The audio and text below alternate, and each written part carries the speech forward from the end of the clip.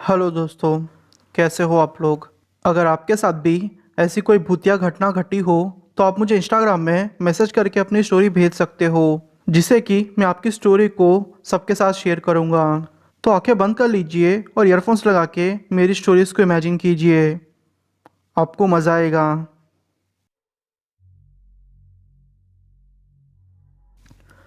मेरा नाम अशरफ है और मैं कर्नाटका के एक छोटे से गांव का रहने वाला हूँ।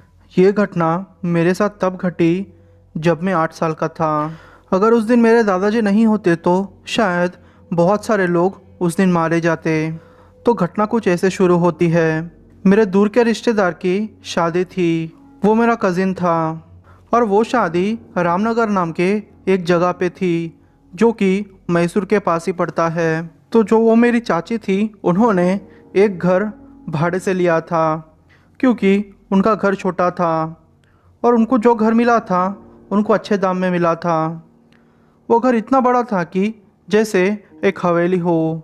उस घर की 6 रूम्स थी और बाहर इतना बड़ा हॉल था कि तकरीबन 40-50 लोग सो जाए। और था भी ऐसा, हमारे रिलेटिव्स बहुत सारे लोग थे, उनके लिए जगह का बंदोबस्त करना ही था। तो हुआ है कि दूसरे दिन शादी थी और शादी के एक दिन पहले हमारे वहाँ दावत की जाती है, जहाँ पे लड़कियों के साइड से थोड़े लोग आते हैं और फिर सब लोग दावत करते हैं। और हाँ दोस्तों, मैं आपको एक बात बता दूँ, मुझे अंधेरे से बहुत डर लगता था। चाहे मैं जहाँ भी हूँ, मैं मेरे खुद के घर में भी डरता था। तो ये जगह मेरे लिए नई थी। उस घर में बिजली का कनेक्शन नहीं था, इसलिए मेरी चाची ने वहाँ पर कैंडल्स लगाई और फिर थोड़े चिराग लगा दिए, जिससे कि किसी को भी कोई भी तकलीफ ना हो। उन 6 रूम्स में से सिर्फ 2 रूम्स ही खुली थी। उस रात को दावत ख़त्म होते होते बहुत लेट हो चुका था। सारी औरतें वहाँ के बर्तन साफ कर रही थी और कुछ साफ सफाई कर रही थी, क्योंकि दूसरे दिन ही शादी थी। सब लोग काम खत्म करके थोड़ी देर के लिए आराम करना चाहते थे और सारे मर्द दूसरे दिन की शादी की चीज़ें प्लान कर रहे थे। तकरीबन 1 बजे हम लोग सोने गए। मैं आपको बता दूं, जैसे ही मैं उस घर में एंटर हुआ, मुझे बहुत डर लगने लगा। पता नहीं क्यों मुझे अलग ही फीलिंग आ रही थी। मैं अब मेरे मम्मी के पास ही सोना चाहता था, क्योंकि मम्मी के पास मुझे डर नहीं लगता। मेरे छोटे छोटे भाई बहन मेरा मजाक उड़ा रहे थे, पर क्या करता, डर के आगे मजाक भी कुछ नहीं है। पर मेरी किस्मत खराब थी कि वहाँ पे सारी औरतें सोई हुई थी। मैं फिर कोने में जाके मर्दों के साथ सो गया। मुझे नींद नहीं आ रही थी। मैं मेरी मम्मी के पास जाके सोना चाहता था, क्योंकि मुझे हमेशा ही मम्मी के पास सेफ फील होता। मैं मम्मी को उठा के भी उनको डिस्टर्ब नहीं करना चाहता था, क्योंकि वो पहले ही इतना थक चुकी थी कि वो जैसे ही बिस्तर पर पड़ी वो सो गई। खैर, जैसे तैसे करके मैंने सोने की कोशिश की। जैसे ही मैं थोड़ी नींद में आया, मुझे अचानक से ज़ोर से दरवाजे को पटकने की आवाज़ आई। मैं उस आवाज़ से जैसे ही उठा, मैंने देखा कि मेरे मम्मी ने मुझे कस के पकड़ लिया है और सारे लोग साइड में आ गए हैं। जो दरवाज़ा बंद था, उस दरवाजे के अंदर से ज़ोर ज़ोर से आवाज़ आ रही थी और कोई अंदर से दरवाज़ा खटखटा रहा था। हम लोगों ने सोचा कि शायद कोई बदमाश या फिर कोई चोर घुस आया होगा, जो हम लोगों के साथ ऐसा कर रहा है। अंदर से कुछ ऐसी आवाज़ आ रही थी। दरवाजा खोलो। दरवाजा खोलो, ये मेरी जगह है। दरवाजा खोलो। बस यही आवाज़ें आ रही थी और ज़ोर ज़ोर से दरवाजे को पीटने की आवाज़ आ रही थी। सब लोग इतना डर चुके थे कि छोटे छोटे बच्चे तो रोने लग गए थे। उनकी मम्मियाँ उन बच्चों को चुप करा रही थी। मैंने हमारे मम्मी से पूछा, मम्मी ये सब क्या है? तो उन्होंने मुझे चुप रहने का इशारा किया। मेरे दादाजी, जो कि बाहर सोए हुए थे, वो अंदर आए और ज़ोर से बोले, कौन हो तुम? तो वो आवाज़ ऐसे आई। ये मेरी जगह है। दरवाजा खोलो पहले। मेरे दादाजी ने कहा कि क्या चाहिए तुम्हें? वो बस यही बस बोल रही थी। फिर वो हुआ जो शायद किसी ने नहीं सोचा था। जिस कजिन की शादी होने वाली थी उनको सारे लोग प्यार से बाबू कह के बुलाते थे, और वो आवाज़ भी कुछ ऐसे आने लगी। दरवाज़ा खोलो बाबू। ये आवाज़ सुन के मेरे तो रोंगटे खड़े हो गए। अब ऐसी परिस्थिति आ चुकी थी कि ना तो कोई बाहर जा सकता था, ना तो कोई अंदर आ सकता था। और मेरी चाची जी उनके बेटे का नाम सुन के तो रोने लगी। सारी औरतों ने आयतुल कुर्सी पढ़ना शुरू कर दिया, और सारे मर्द लोग बाहर डिस्कस कर रहे थे कि अब इसका क्या किया जाए, क्योंकि दूसरे दिन ही शादी थी और इन सारी चीज़ को जितना जल्दी हो सके उतना जल्दी सुलझाना चाहते थे। दादाजी ने फिर मग में से थोड़ा पानी लिया और उस दरवाजे के पास जाके आयतुल कुर्सी पढ़ने लगे और कुछ आयतें पढ़ने लगे। उन्होंने मग के पानी के अंदर फूंक मारी और उस पानी को उस दरवाजे के ऊपर छिड़कने लगे। उस दरवाजे के अंदर से अब जोर जोर से आवाजें आ रही थी। कौन हो तुम? ये सब बंद करो, ये जगह मेरी है। बस यही आवाज़ रिपीट मोड पे आ रही थी। और मेरे दादाजी अब जोर जोर से आयतें पढ़ रहे थे और उस दरवाजे पर पानी छिड़क रहे थे, और अचानक से सब कुछ शांत हो गया। सब लोग इतना डर चुके थे कि उस शांति में भी लोगों को डर ही नजर आ रहा था। जैसे ही वो आवाज़ बंद हुई मेरे दादाजी नीचे गिरने लगे। सारे लोगों ने आके उनको संभाला। उनकी हालत बहुत ख़राब हो गई थी। वो ज़ोर ज़ोर से सांसें ले रहे थे। तकरीबन 15 मिनट तक उनकी तबीयत ऐसी रही। उनको पानी पिलाया गया, डॉक्टर्स को भी बुलाया गया, तब जाके उनकी तबीयत ठीक हुई। उन्होंने कहा कि आज रात सो जाओ, अब कुछ भी नहीं होगा, अब जो भी बातें होगी सुबह में होगी। पता नहीं दादाजी बहुत सीरियस थे। जैसे तैसे करके हम लोगों ने वो रात गुजारी। जब मैं सुबह उठा तो मैंने देखा कि सब कुछ नॉर्मल हो चुका है। औरतें अपना काम कर रही है और मर्द भी सारे अपना काम कर रहे थे। शादी ख़त्म होने के बाद दादाजी ने हम लोगों को बताया कि वो रूह इस घर में बहुत सालों से है और उसको हमारा जाना पसंद नहीं आया। उन्होंने चाची जी से पूछा तो चाची जी ने कहा कि उनके किसी रिलेटिव ने उनको ये घर लेने को सुझाव दिया था, क्योंकि वो घर उनको सस्ते में मिल रहा था। चाची जी ने सबसे माफ़ी मांगी। दादाजी ने उनको खूब डांट लगाई, पर हम लोगों ने खैर ये मनाई कि हम लोगों की ज़िंदगी बच गई, वरना उस रात को किसी के साथ कुछ भी हो सकता था। क्योंकि दादाजी ने कहा था कि अगर आयतें ना पढ़ते तो वो साया बाहर निकलता और किसी ना किसी को मार ही देता।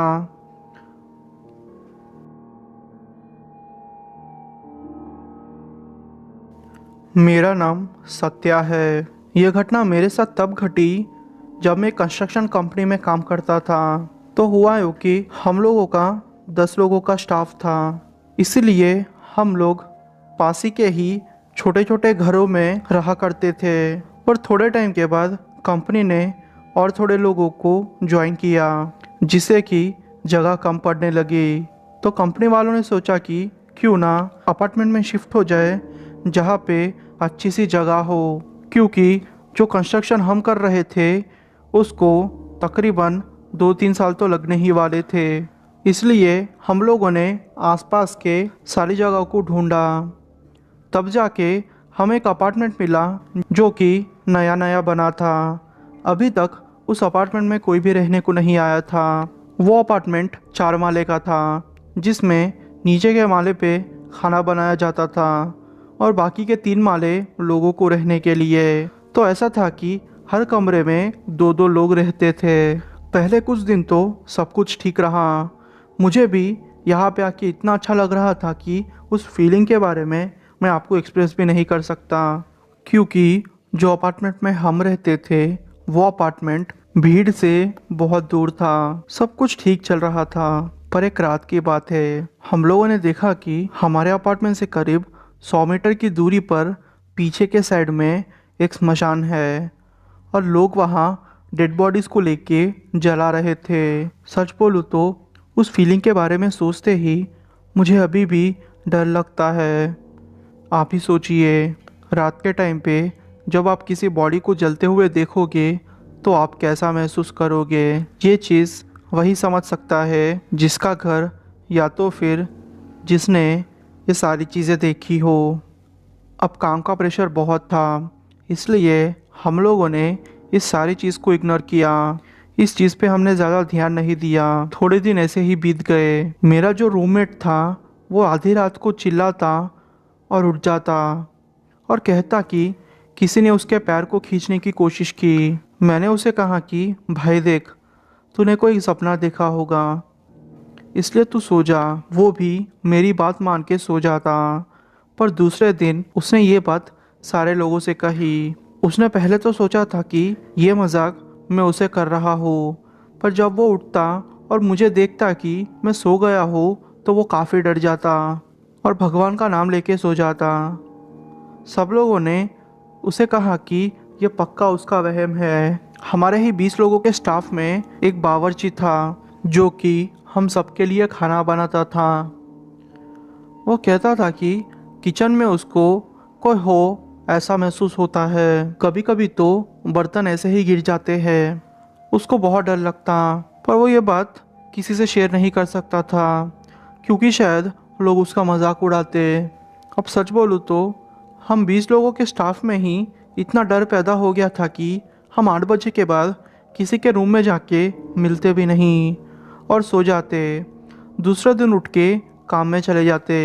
बस ऐसा ही रूटीन हमारा हो गया था। जो मेरा रूममेट था, मेरा अच्छा दोस्त था, उसकी तबीयत अचानक से ख़राब होने लगी। उसका वज़न काफ़ी हद तक कम हो गया था। उसने फिर थोड़े दिनों की छुट्टी ली। एक दिन जब मैं अपने काम से लौटा तो मुझे खबर मिली कि जो मेरा रूममेट है उसका पैर टूट गया है। तो मैं उसकी खबर लेने के लिए हॉस्पिटल चले गया। मैंने जब उससे सारी चीज़ें पूछी तो उसने कहा कि वो खाना खाने के लिए नीचे जा रहा था। उसने देखा कि सीढ़ियों पे एक बूढ़ी औरत चलते चलते किचन की तरफ जा रही है। उसने सोचा कि शायद ये उसका भ्रम होगा, पर वो अपना डाउट क्लियर करना चाहता था, इसलिए वो उस औरत के पीछे ही किचन में चले गया। उस टाइम पे किचन में कोई भी नहीं था। जब उसने किचन का दरवाज़ा खोल के अंदर देखा तो अंदर कोई भी नहीं था। वो ये देख के इतना डर गया था कि वो भागते भागते ऊपर जा रहा था। अचानक से उसे ऐसा महसूस हुआ कि किसी ने उसको पीछे से पकड़ लिया है और उसको इतना ज़ोर से नीचे गिराया कि वो हवा में तैर के नीचे गिर गया और उसका पैर टूट गया। यह बात भले ही मानने में ना आए, पर मेरे साथ ऐसा हुआ था। उसकी स्टोरी सुन के अब तो मैं बहुत डर गया था। हम लोगों ने अपनी कंपनी से एप्लीकेशन लिखी कि चाहे कुछ भी हो जाए इस अपार्टमेंट में नहीं रहना, और हमारी कंपनी करती भी क्या। कंपनी ने फिर सारे वर्कर्स को दूसरी जगह शिफ्ट कर दिया और थोड़े दिनों तक उस अपार्टमेंट में पूजाएं चली, मंत्र पढ़े गए, तब जाके सब कुछ नॉर्मल हो गया। अब हम लोग फिर से वही अपार्टमेंट में रहते हैं, पर अब सारी चीज़ें एकदम से नॉर्मल है। मेरा नाम मोहन है और मैं गुजरात के एक छोटे से गांव का रहने वाला हूँ। ये घटना मेरे साथ तब घटी जब मैं मेरे दोस्तों के साथ मूवी देख के वापस घर आ रहा था। हुआ यूँ कि हम लोगों की फेवरेट पिक्चर पर्दे पे लगी थी और हमारे गांव में कोई भी थिएटर नहीं था। सबसे पास का थिएटर तकरीबन 5 या 6 किलोमीटर का था। ये बात बहुत बहुत सालों पहले की है, तकरीबन 30 साल पहले की ये बात है। उस टाइम पे ज़्यादा ट्रांसपोर्ट हुआ नहीं करता था और पैसे भी उतने हमारे पास नहीं थे। हमारे पास इतने पैसे थे कि हम बस मूवी को देख सके, उतने ही पैसे हमारे पास थे। हम लोगों ने सोचा कि 2-3 घंटे पहले निकलेंगे तो चलते चलते वहाँ पहुँच जाएंगे, क्योंकि हमारे पास इतने पैसे नहीं थे कि हम कोई भी ट्रांसपोर्ट करें, और वैसे भी उस टाइम पे ट्रांसपोर्ट बहुत कम था। हम लोग चलते चलते टाइम पास करते करते मूवी देखने गए। मूवी ख़त्म होने तक रात के 1 बज चुके थे। हम लोगों ने सोचा कि जल्दी जल्दी चलना शुरू करते हैं, क्योंकि हम सारे लोगों के घर खेतों में थे। तो सीन ऐसा था कि मेरा घर सबसे लास्ट में था। घर पहुंचते पहुंचते रात के 2:30 बज चुके थे। हमारे गांव में पहुंचते पहुंचते रात के 2:30 बज चुके थे। मैंने फिर मेरे दोस्तों को अलविदा किया और अपने घर के तरफ चलने लगा। हमारे घर के बीच में एक छोटा सा पेड़ पड़ता है जिसके चारों ओर छोटे छोटे पेड़ है। दूर से ऐसा लगता है कि जैसे 5-6 आदमी बैठे हुए हो। उन छोटे छोटे झाड़ियों में से मुझे किसी औरत के घुंघरू की आवाज़ सुनाई दे रही थी। मैंने सोचा यह पक्का कोई कीड़ा होगा, इसलिए ज़्यादा सोचे बिना मैं आगे बढ़ते जा रहा था। अचानक से मेरे पीछे से मुझे वो आवाज़ फिर से सुनाई दी।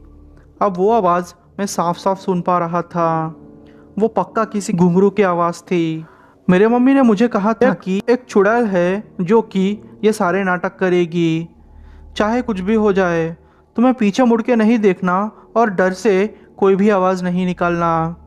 अगर उसको पता चल जाएगा तो वो तुम्हारा पीछा नहीं छोड़ेगी। मैं इस बात को मिस कर गया था और मेरे मम्मी से मैंने कहा था कि मैं मूवी देखने के बाद दोस्त के पास ही सो जाऊंगा, इसलिए उन्होंने कुछ नहीं कहा था। मुझे मेरी मौत अब मेरे सामने नज़र आ रही थी, क्योंकि ये चुड़ैल इतनी खतरनाक थी कि आप लोग इमेजिन भी नहीं कर सकते। पिछले 15 साल से वो चुड़ैल वही इलाके में रहती थी। वो मुझे ज़ोर ज़ोर से बुला रही थी, मुझे पीछे मुड़ने को कह रही थी, पर मैंने आगे से ही कहा कि तुम यहाँ से चली जाओ, तुम्हें क्या चाहिए। वो हंसते हंसते अब मुझे ही बुला रही थी। मैं समझ गया था कि आज ये मेरा पीछा नहीं छोड़ेगी, इसलिए भगवान का नाम लेते लेते मैं अपने घर के पास पहुंचा और बिना कुछ बोले जोर जोर से दरवाज़ा खटखटाने लगा। और पता नहीं मुझे क्या हुआ, मैं वहीं गिर गया। मेरी आंख खुली तो मैं दूसरे दिन अपने घर के अंदर पड़ा हुआ था। पूछने पर पता चला कि मैं बेहोश हो गया था। मैंने रात की सारी बात मेरे मम्मी पापा से शेयर की। पहले तो उन्होंने मुझे डांट लगाई, पर उन्होंने बाबा को बुलाया जिन्होंने मेरा झाड़ फूँक किया और कहा कि अच्छा हुआ तुमने पीछे मुड़ के नहीं देखा, वरना तुम्हारे साथ क्या हो सकता था तुम ये सोच भी नहीं सकते। तुम्हारी लाश मिलती या तो फिर तुम मिलते ही नहीं। ये तो भगवान की कृपा है कि तुम अभी जिंदा हो।